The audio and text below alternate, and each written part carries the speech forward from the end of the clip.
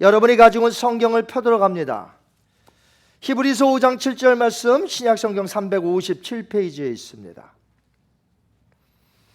히브리서 5장 7절 말씀 찾으신 줄 알고 우리 한 절입니다. 같이 읽습니다. 시작.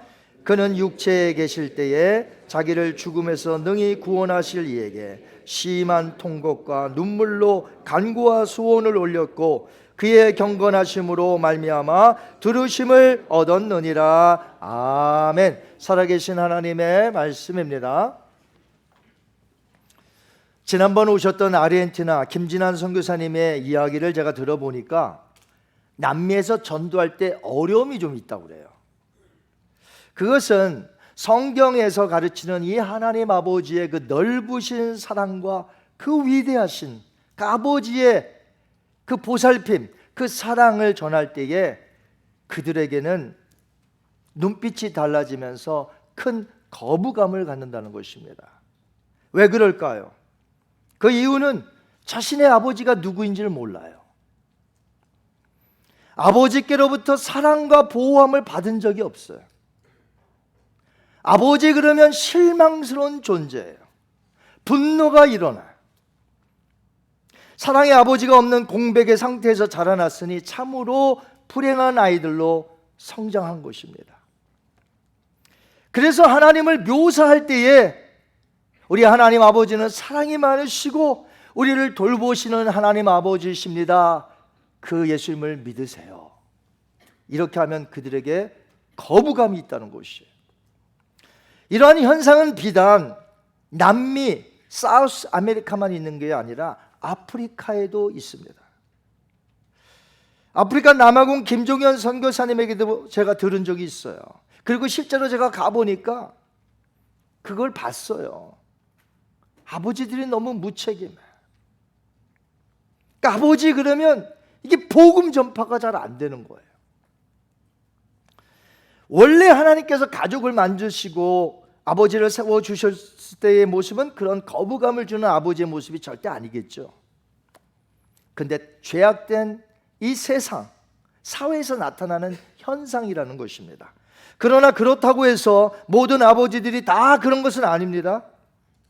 아버지로서 가족을 위해 자기 자신을 희생하고 자기는 먹고 싶어도 먹지 않고 자녀들을 위해 주고 어떻게 하든지 가족들을 건사하여 정말 잘 살게 하려고 아버지들이 부단히 노력하는 그런 좋은 아버지들이 이 지구상에 얼마나 많은지 모릅니다. 아버지는 가족을 책임져야 되잖아요. 이끌어가야 하는 가장으로서 그 책임감이 막중합니다. 그래서 항상 두 어깨가 어때요? 두 어깨가 똑같이 쳐지면 좋겠는데 한쪽으로만 치우지. 너무 힘들었어. 아버지란 자리 막중하죠. 그 어떤 것으로도 대신할 수 없기 때문에 아버지의 자리는 책임감이 막중합니다. 저도 아버지이지만 아버지의 자리 자체만으로도 무게감은 크다는 것을 알 수 있어요. 오늘은 2024년도 파더스 데이를 맞이하였습니다. 여기 계신 아버지들, 아까 일어나신 분들 보니까 한결같이 가족을 사랑하시고 자녀들을 위하여 희생하며 자식들을 위하여 죽을 수 있는 분인 줄 압니다. 아멘 좀 크게 하셔야 되는데 그 구분을 못하면 안 되는 거예요.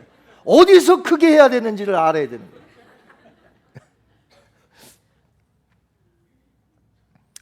그렇기 때문에 이 시간에 우리 여러분 주변에 옆자리에 앉아 계신 아버지들을 향해 한번 웃으면서 이렇게 축복하며 말해 주십시다. 참으로 대단하십니다.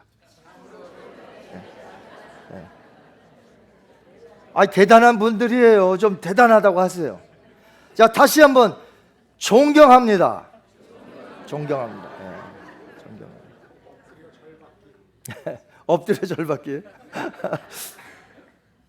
아니, 받으실 자격이 있어요. 자, 오늘 본문을 통해서 저는 아버지의 눈물 그리고 아들의 눈물이라는 설교 제목으로 잠시 하나님께서 우리에게 주시는 교훈을 받고자 합니다. 히브리서 5장 7절의 말씀을 보면 하나님의 아들이신 예수님의 심한 통곡과 눈물이 나옵니다. 다시 한번 읽어볼게요. 아까 읽었습니다만 시작. 그는 육체에 계실 때에 자기를 죽음에서 능히 구원하실 이에게 심한 통곡과 눈물로 간구와 소원을 올렸고 그의 경건하심으로 말미암아 들으심을 얻었느니라. 아멘. 아들을 이 땅에 보내시는 이는 다름 아니라 하나님 아버지였습니다. 아들은 아버지에게 순종하셨어요. 그래서 이 땅에 육신을 입고 오셨습니다. 하나님이 말이죠. 자, 이제 오신 목적인 십자가의 죽음을 하루 앞두고 겟세마네 동산에서 기도하셨던 곳이에요. 그때 아들이신 예수님은 심한 통곡과 눈물로 아버지께 간구하였습니다. 그 죽음의 무게는 얼마나 무거웠을까요?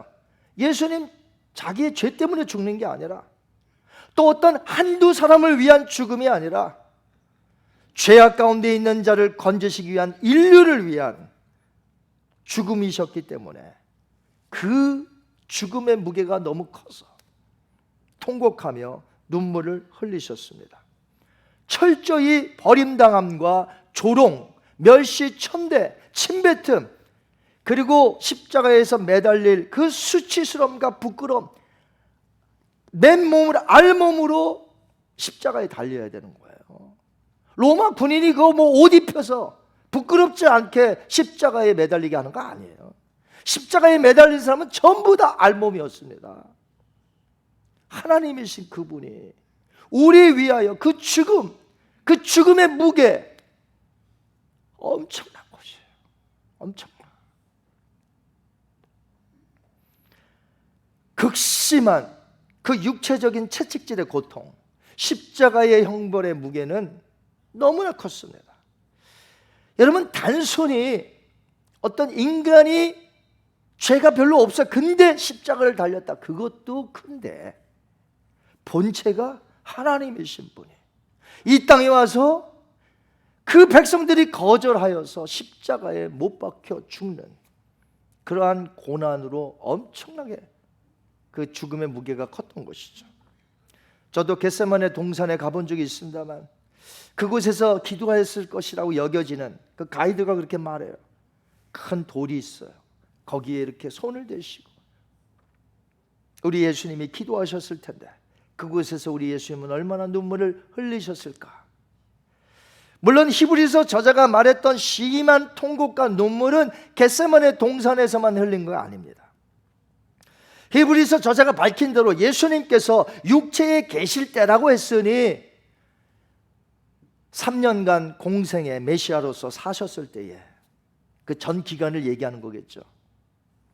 예수님 새벽마다 일찍 일어나셔서 기도하셨습니다. 그리고 밤이 맞도록 기도하셨습니다. 그때 눈물을 흘리지 않았을까요? 저 죄된 인생들을 보니까 얼마나 눈물을 많이 흘리셨을까요?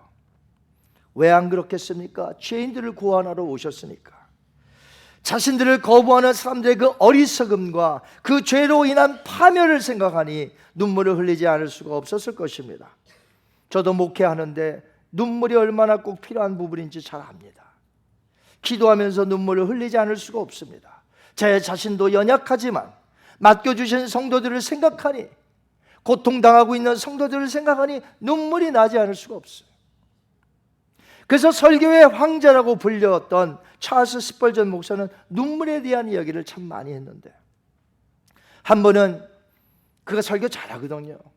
가는 곳마다 유명세가 있고, 찰스 스펄전 목사님이, 심지어는 찰스 스펄전 목사님이 설교를 하는데 그때 못 왔어요. 그랬더니 다 돌아가려고 그래. 그러니까 그 사회자가 아주 지혜롭게 말했대잖아요. 오늘 하나님의 말씀을 들으러 온 자는 남고 찰스 스펄전 목사님 보러 온 사람 다 가십시오. 다 남았대요. 원래는 찰스 스펄전 목사님 설교 들으러 왔는데 없다고 하니까 가려고 그래. 그렇게 유명세가 있었습니다. 그런데 이분이 한 번은 너무너무 안타까운 거예요. 자기 자신을 보고. 왜요? 십자가를 생각해도 이제는 더 이상 눈물이 나지 않는다는 거예요. 예전에는 십자가를 생각하면 눈물이 났었는데 이제 어느새 자기도 십자가를 말하고 십자가를 생각하는데도 더 이상 눈물이 나질 않아. 변질됐다는 거잖아요. 또한 그분은 말하기를 마른 눈을 가지고는 천국에 들어갈 생각하지 말아라. 여러분, 눈물은 진심을 담습니다. 예수님은 예루살렘에 입성하셨을 때 그 멸망당할 예루살렘을 보고 우셨어요. 그래서 예수님은 붙잡히시기 바로 전에 겟세마네 동산에서도 바로 몇 시간 후면 이제 붙잡히게 될 거고 내일 아침이면 십자가에 못 박힐 것을 아셨기에 심한 통곡과 눈물로 그 마지막을 아버지께 기도했던 것입니다. 그 흘리신 눈물은 아들의 눈물이었죠. 그렇다면 아버지의 심정은 어땠을까요? 아들을 보내서 아들이 그렇게 통곡하며 눈물을 흘리는데 하늘에 계신 아버지가 마음이 어떻겠냐 하는 것이죠. 만약에 우리의 자녀가, 아들, 딸이 막 통곡하면서 눈물을 막 흘린다고 해보세요. 그러면 그것을 보고 있는 아버지의 마음이 어떻겠냐는 것이죠. 찢어지지 않겠어요. 아들이 지금 심한 통곡과 눈물을 흘리고 있는데 하늘에 계신 아버지의 마음이 어떻겠냐는 것이죠. 동일하게 눈물을 흘리지 않겠느냐는 것이죠. 저는 이 본문 속에서 아들의 눈물만 보이잖아요. 그러나 이 본문의 비하인드에 보면 하늘에 계신 그 아버지의 뚝뚝 눈물을 흘리는 것을 볼 수가 있어야 돼요. 하나님 아버지의 그 심적 고통이 얼마나 컸을지 여러분 아십니까? 그렇기 때문에 내가 받은 구원을 가볍게 여기거나 감사하는 마음이 없다면 그것은 하나님께 지금 불충하고 있는 죄를 범하고 있는 것이에요. 왜냐하면 내가 받은 구원이 뭐예요? 나를 위하여 찢기시고 조롱당하시고 죽으신 그 아들의 눈물 플러스 그 아들을 보내어 찢기게 하지 않으면 도저히 우리가 살아날 수 없기에 아들까지 다 내어주신 아버지의 눈물로 이루어진 구속의 사건이 바로 우리를 구원한 사건이기 때문에 그래요. 우리가 그 사랑의 하나님 아버지를 자주 잊어버리는 것은 아닌지 모르겠습니다. 또한 나를 낳아주시고 길러주신 육신의 아버지도 자주 잊어버리는 것은 아닌지 모르겠습니다. 이런 영상을 본 적이 있어요. 한국에서 되어진 일인데 40개월의 미만의 자녀들을 둔 젊은 아빠들만 4명을 섭외했어요. 그래서 어디로 불름대다. 그 왜 불렀냐면 주제는 이런 거예요. 아동학습 발달에 미치는 아빠의 역할이라는 주제로 불렀다는 거예요. 그리고 몰래 카메라를 찍습니다. 실제로는 그거 아니에요. 그런데 그렇게 부른 거예요. 그래서 4명의 젊은 아빠들은 와서 이제 아동학습 발달에 미치는 아빠의 역할에 대한 리서치구나, 이제 질문하면 답해야지 이렇게 생각하고 혼자만이 있을 수 있는 작은 방에 4명의 젊은 아빠가 들어갑니다.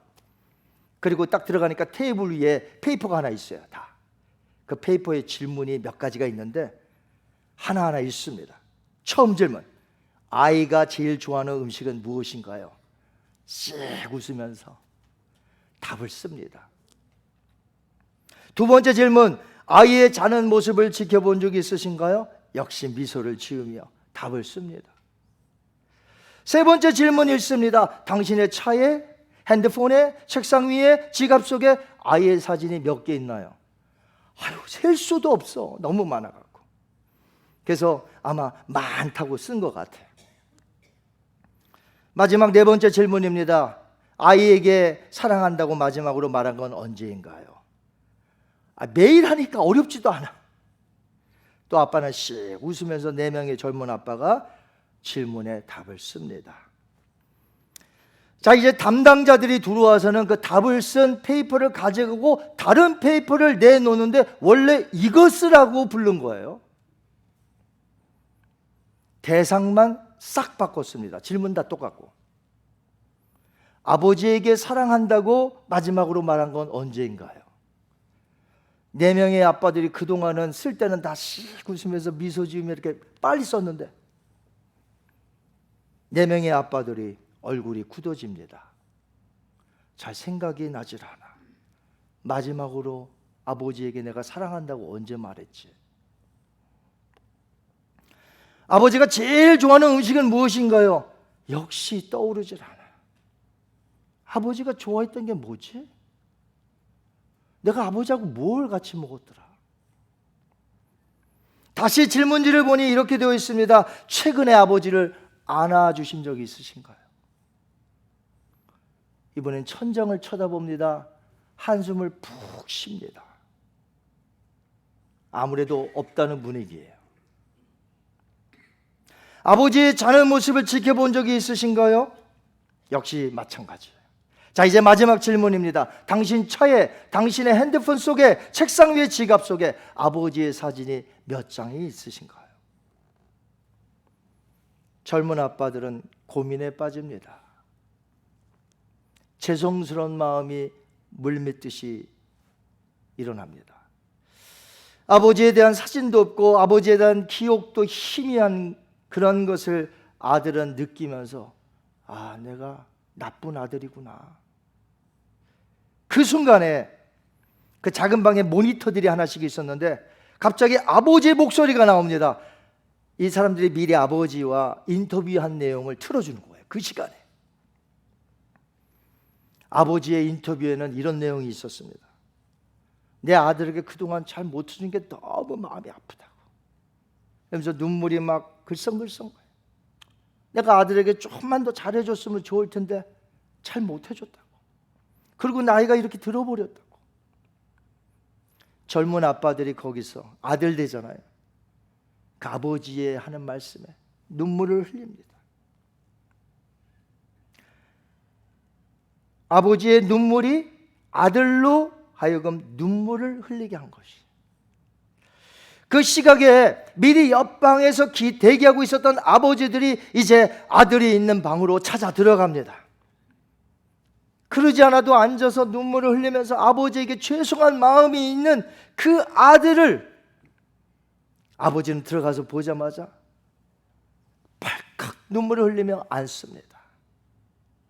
이번에는 아들의 눈물이 아버지의 눈물을 흘리게 했습니다. 아버지의 눈물과 아들의 눈물이 함께 있었던 그 공존하는 그 방에서 이루어진 아름다운 모습은 참으로 저는 보는 이로 하여금 많은 것을 깨닫게 했습니다. 왜냐하면 그 눈물은 뭐예요? 가식이 없는 아버지와 아들의 관계 속에서 나온 사랑의 눈물이기 때문에 그래요. 아들 대신 예수님의 눈물을 보시고 같이 눈물을 뚝뚝 흘리셨을 하나님 아버지의 관계도 바로 이와 같이 아름다운 관계였어요. 여러분, 하나님 아버지와 아들 예수님의 관계는 창세 전부터 계속해서 관계가 아름답고 좋았습니다. 예수님께서 아버지에게 하셨던 기도 들어보실까요? 마가복음 마가의 다락방에서 하셨던 마지막 기도죠. 자, 요한복음 17장 5절입니다. 시작. 아버지여, 창세전에 내가 아버지와 함께 가졌던 영화로서 지금도 아버지와 함께 나를 영화롭게 하옵소서. 아멘. 하나님께서 인간을 창조하셨을 때에 가족을 먼저 만드셨죠. 그 가족 구성원들이 하나님 아버지와 아들 예수님처럼 그렇게 아름다운 관계가 되기를 원하시는 것이. 그러나 아담의 불순종으로 인하여 죄악이 들어왔고 사망이 들어왔습니다. 그 관계가 소원해졌고 끊어졌습니다. 원래 하나님이 원하시는 것은 그런 관계가 아니잖아요. 남미와 아프리카에서 하나님 아버지에 대한 사랑을 말할 수 없을 정도로 육신의 아버지와 자녀들의 관계는 틀어졌어요. 원래 하나님이 계획한 아버지와 아들의 관계는 그런 게 아니에요. 또 영상에서 보았듯이 자녀들이 그동안 육신의 아버지에 대해서 얼마나 소홀히 여겼겠습니까? 그런 모습 결코 하나님이 기뻐하시는 모습이 아니에요. 하지만 그 영상에서 보았던 나중에라도 아버지와 아들이 허그하고 그 만남을 통해 둘 다 진실되게 흘렸던 그 눈물은 그 후로는 조금 더 사랑하게 만들어졌을 것이라고 생각이 됩니다. 오늘 파더스데이를 맞이하여 여러분 어떻습니까? 혹시 여러분 중에 남미와 아프리카에서 자란 자녀처럼은 아니더라도 혹시 육신의 아버지에 대한 상처가 있으십니까? 아버지 그러면 여전히 좋지 않은 생각뿐이 없습니까? 그래도 하나님의 뜻은 무엇이에요? 자녀들이 아버지를 사랑하며 효도하는 것입니다. 그동안 관계가 멀어졌다면 관계를 회복시키셔야 하는 거예요. 그게 하나님의 뜻인 줄 믿습니다. 아버지들이 완벽할 수 없고요, 자녀들의 기대만큼 충족시킬 수 없습니다. 아이들이 그런 데잖아요. 한 5살까지 우리 아버지는 슈퍼맨, 해달라는 거 다 해주고, 근데 어느새 크면 우리 아버지는 해줄 수 있는 게 없어. 이거 안 되잖아요. 사실 육신의 아버지는 연약합니다. 늙어집니다. 그리고 때로는 부유한 아버지도 있지만 가난한 아버지도 있지 않겠습니까? 자녀들에게 잘해주지 못한 그러한 안타까운 마음, 내가 더 뒷바라지를 했었어야 하는데 하는 안타까움이 늘 아버지에게는 있습니다. 그러나 이제 자녀된 위치에서 하나님 아버지의 명령은 무엇입니까? 효도하며 사랑하는 것이죠. 순종하는 것이죠. 그래서 바울은 하나님의 뜻을 분명하게 가르쳤습니다. 에베소서 6장 1절에서 3절 말씀 한번 읽습니다. 시작. 자녀들아, 주 안에서 너희 부모에게 순종하라. 이것이 옳으니라. 내 아버지와 어머니를 공경하라. 이것은 약속 있는 첫 계명이니 이로써 내가 잘되고 땅에서 장수하리라. 이제 여러분이 아버지의 입장이라면 하나님이 원하시는 것이 무엇인가 생각해 보세요. 연세가 어느덧 많아지는 아버지들은 자녀들만 생각하면 아쉬움이 있어요. 내가 좀 더 그들과 시간을 가졌어야 하는데, 좀 더 그들을 잘 뒷바라지 해줬어야 되는데 아쉬움이 있습니다. 그럼 지금이라도 늦지 않았어요. 기도해 주시면 되고요, 사랑의 표현을 해 주시면 됩니다. 그래서 바울은 자녀들을 이렇게 양육하라고 돼 있죠. 에베소서 6장 4절 보겠습니다. 시작. 또 아비들아, 너희 자녀를 노엽게 하지 말고 오직 주의 교훈과 훈계로 양육하라. 아멘. 하나님은 아버지와 아들, 이 부모와 자녀들의 이 아름다운 관계로 끝까지 우리가 살아가기를 원하고 계세요. 여러분, 부모님들을 소중히 여기시고 효도하시고 사랑하시는 여러분 되시기 바랍니다. 요즘 그런 글이 떠돌아다닌대요, 인터넷에. 연로가 많으신 부모님이, 아버지가 자녀들에게 하는 말이에요. 얘들아, 우리를 개처럼만 여겨다오. 개처럼만 여겨달래. 요즘은 부부들이 애도 안 낳아요. 전부 사진이 뭐 있어요? 핸드폰에? 개 사진만 있어. 개 사진만. 강아지 사진들. 얘를 위해서 미용실 가야지, 병원 가야지, 개모차 사야지, 하루 종일 영상 찍어서 올려야지, 댕댕이라고 그래갖고 올려야 될 거잖아. 그래야 사람들이 보고 와, 재미있네. 오늘은 얘 또 뭘 찍을까? 뭘 연구해서 이걸 찍을까? 야, 이거 해봐. 그래, 영상 찍자. 하루 종일 개 생각밖에 안 나는 거예요. 그래서 부모님들이 야, 우리를 그저 개만큼만 생각해라. 이 서글픈 시대, 개만큼만 생각해 달라는 거야. 개만큼만. 개보다 더 생각할 필요도 없어. 개만큼만 생각을 해줘.